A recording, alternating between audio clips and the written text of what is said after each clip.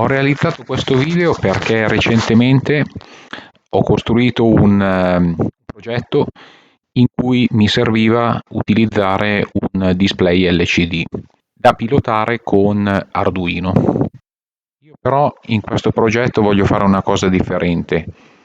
Utilizzerò l'idea di Arduino, però anziché utilizzare il solito Arduino Mega, utilizzerò una scheda STM nucleo che ho a portata di mano, soprattutto per il fatto che è più prestazionale e ha una memoria maggiore.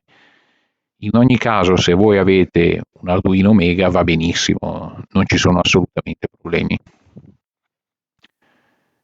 Poiché volevo fare diversi sottomenu, mi sono accorto che ciò che si trovava su internet già pronto non andava proprio bene perché era molto macchinoso. Inoltre, se vi erano da gestire diversi nodi con molti sottomenu, eccetera, eccetera, il codice diventava abbastanza pesante. A questo punto ho deciso di realizzare io il codice sia per Arduino che per Windows. Per Arduino ho realizzato un programma in cui basterà comunque installarlo sulla propria scheda insieme a un file, chiamiamolo di database, un .h, che verrà creato in modo molto semplice tramite un software che ho sempre realizzato da me, che gira sotto Windows. Come vedete, questo software è a prova d'errore, è molto semplice da utilizzare, è molto potente perché si possono creare tutti i menu che si vogliono con un numero infinito di nodi e sottonodi. Alla fine l'output di questo software andrà messo nella cartella dove c'è lo sketch di Arduino e nel momento in cui si farà il flash della memoria di Arduino sarà tutto pronto. Poi naturalmente farò vedere anche come passare dai menu che si è andati a creare alle azioni da far fare alla scheda, ma vedrete che funziona tutto in modo molto semplice, ma nello stesso tempo molto efficace. Partiamo dall'inizio. Questa è l'interfaccia che si presenta quando si lancia il programma. Innanzitutto bisogna aggiungere i nodi principali. Per fare questo si inserisce il nome del nodo. Consideriamo per esempio di fare un database di automobili o veicoli commerciali. Aggiungiamo le varie marche, sempre come parent, mettiamone un altro ancora, Toyota. Ecco, adesso ci si sposta sotto il parent e si iniziano a inserire i cosiddetti child, cioè i sottonodi. Per esempio mettiamo veicoli commerciali, mettiamo ancora automobili, poi ci spostiamo sotto un altro nodo e facciamo la stessa cosa, aggiungiamo i medesimi campi. Mettiamo veicoli commerciali sotto Fiat, sotto Mercedes. Adesso mettiamo un ulteriore sottonodo, per esempio sotto automobili vogliamo mettere, non so, segmento B per esempio. Mettiamo segmento C. A questo punto l'abbiamo aggiunto nel punto sbagliato, semplicemente si va su Delete e si riaggiunge. Segmento A, Child, ed ecco che li abbiamo aggiunti. Adesso vediamo che il segmento A era nella posizione sbagliata, quindi col Move Up lo spostiamo nella posizione corretta. Facciamo la stessa cosa, mettiamo qualche altro sottonodo sotto veicoli commerciali. Traffico leggero, traffico pesante. Anche qui volevo farvi vedere, è stato inserito il punto sbagliato, quindi come prima facciamo delete, ok, Adesso non vedete le schermate complete perché il programma che ho utilizzato per la dimostrazione catturava solo una piccola parte dello schermo.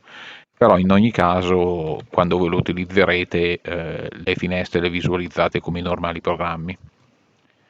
Anche qui sotto traffico leggero mettiamo, non so, dei modelli commerciali. Andiamo a creare praticamente una struttura ad albero. È possibile crearla di quanti nodi si vuole, quanti sottonodi, non ci sono limiti. L'unico limite da tenere presente è che quando lo caricherete nella memoria dell'Arduino, dell'STM32 nucleo o di altre schede compatibili, questi menu hanno un certo peso e quindi va tenuta conto la dimensione della memoria che si ha a disposizione. Però in genere io ho fatto qualche prova con Arduino Omega e con una Nucleo 401, c'è tanto di quello spazio che ci sta un database in pratica. Ecco, continuiamo ad aggiungere, come abbiamo visto, facciamo un sottonodo anche qui. Il processo è sempre lo stesso, ci si posiziona sul parent, sul nodo dove si vuole aggiungere il sottonodo, si scrive nella casella di testo e si aggiunge. Nel caso, come adesso volontariamente ho fatto un errore, si cancella e si riaggiunge nel punto corretto. Poi, come abbiamo fatto vedere prima, è sempre comunque possibile spostare i nodi in su e in giù. Aggiungiamo altre voci in modo da rendere un po' più corposo il nostro menu.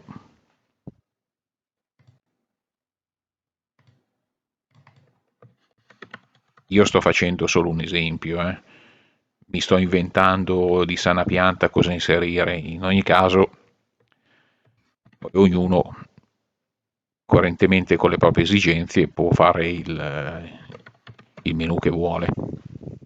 Ecco, tenete presente che alcuni caratteri non sono consentiti, comunque l'interfaccia ve lo dice in caso inserite un carattere non consentito.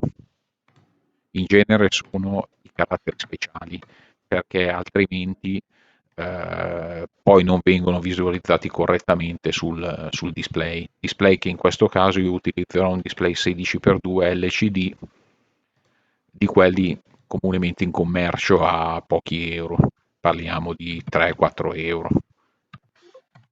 In ogni caso potete utilizzare anche altri tipi di display con più linee, più colonne, eccetera, eccetera.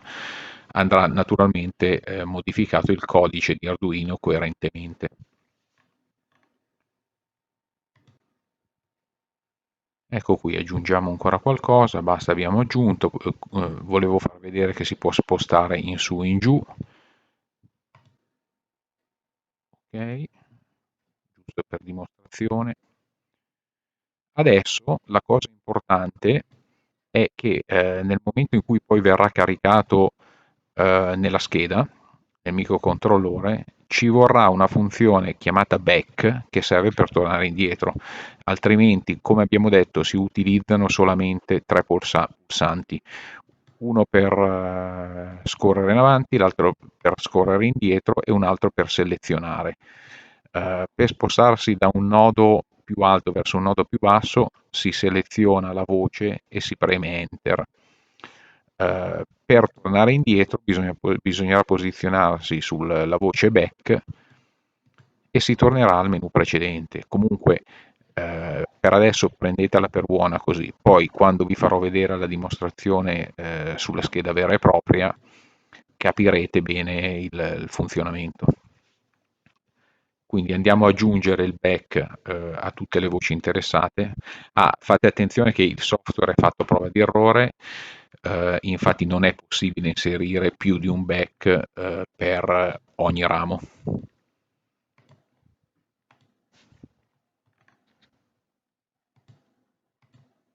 Quindi una volta aggiunti tutti i menu che dicevamo un attimo fa, abbiamo finito, controlliamo, possiamo espanderli, rimpicciolirli, controlliamo che ci siano in tutti i punti i back, perché altrimenti, come dicevo prima, non possiamo tornare indietro. Questo è stato aggiunto, sì, questo c'è una voce sola, non serviva, però mettiamolo. Aggiungiamo una voce ulteriore. Back però a questo punto è nel punto sbagliato, quindi lo cancelliamo e lo aggiungiamo sotto il nodo Toyota. Ecco qua. Direi che a questo punto come dimostrazione può anche bastare. Quindi possiamo benissimo salvarlo, ce lo salviamo. Scusate anche qui quello che dicevo prima, il software che ho usato taglia una parte del menu, però poi funzionerà bene quando lo userete sul vostro computer. Ok, è stato salvato, faccio vedere, si può riaprire da disco, chiamato prova 01, eccolo qui. Si possono fare tutte le modifiche che si vogliono, in caso poi invece si decide che vada bene, si fa l'export, si sceglie la directory in cui si vuole metterlo e il file a questo punto è esportato.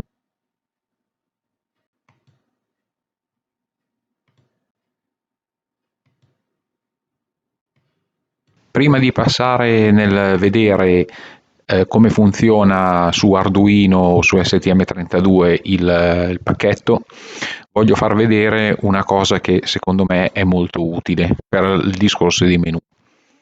Allora, a questo punto riprendiamo pure il file che abbiamo creato prima, lo apriamo.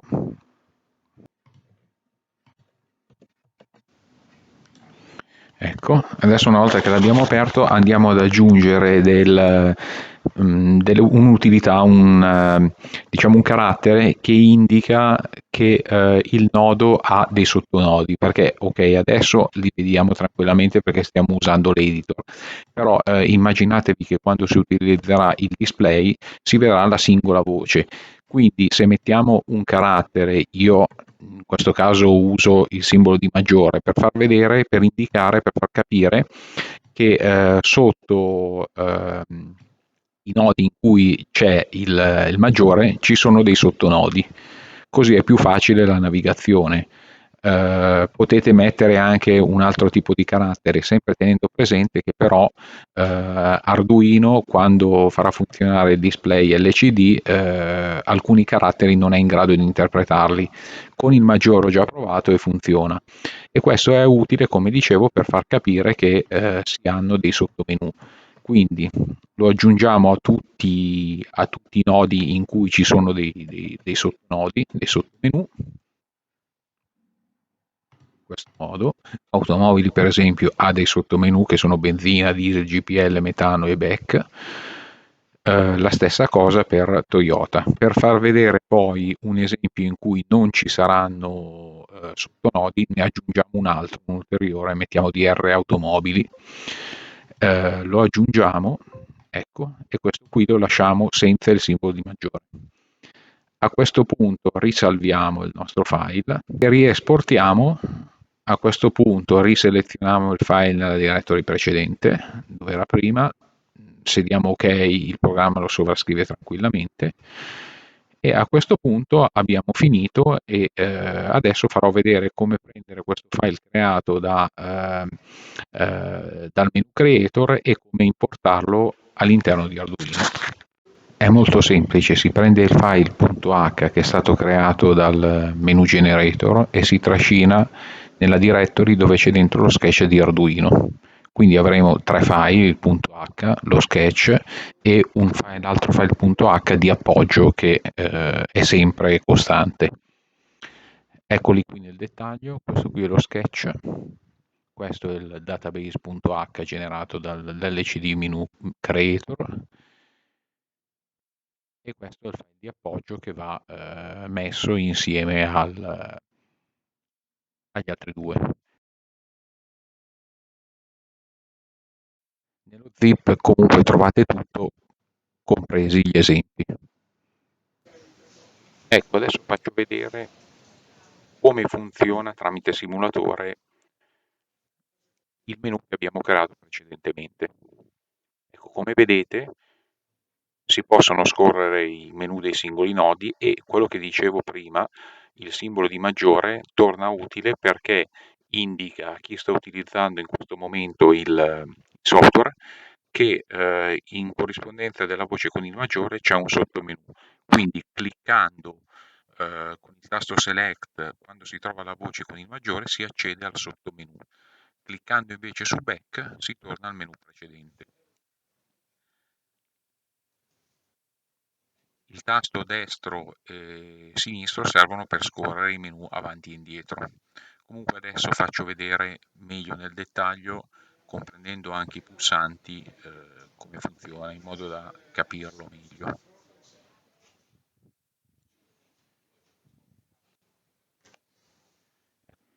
I due pulsanti blu e rosso sono per scorrere in avanti e indietro, il tasto verde serve per selezionare. Come potete vedere, selezionando la voce in cui c'è un maggiore si accede al sottomenu, cliccando invece su Back si torna al menu precedente. E in questo modo è possibile scorrere tutti i nodi fino alla fine e tornare indietro alla route iniziale. Come vedete è molto semplice ed intuibile.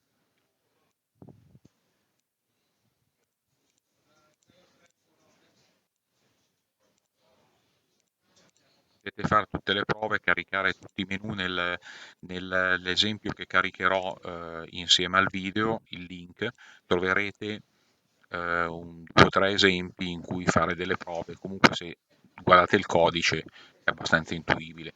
Ecco, a proposito di codice, questo è il pezzo che dicevo inizialmente, come far fare un'azione in corrispondenza di un dato menu. In pratica, quando si clicca su seleziona, viene restituita una stringa indicante il numero dell'item che si sta considerando. A questo punto potete, se guardate il codice, potete scrivere e fargli fare l'azione che volete in corrispondenza di ogni singolo menu. Comunque è abbastanza intuibile, diciamo, e se non siete proprio alle prime armi con Arduino, il codice vedrete che lo capirete in modo immediato. Come dicevo prima, metterò insieme al video i link per scaricare sia lo sketch di appoggio, gli esempi e anche il menu creator da usare sotto Windows. Ecco, con questo mi sembra che ho detto tutto. Naturalmente, se avete commenti, o problemi o domande, potete comunque scrivermi.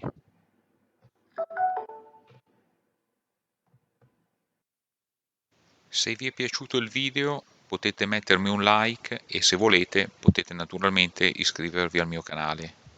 Grazie e alla prossima.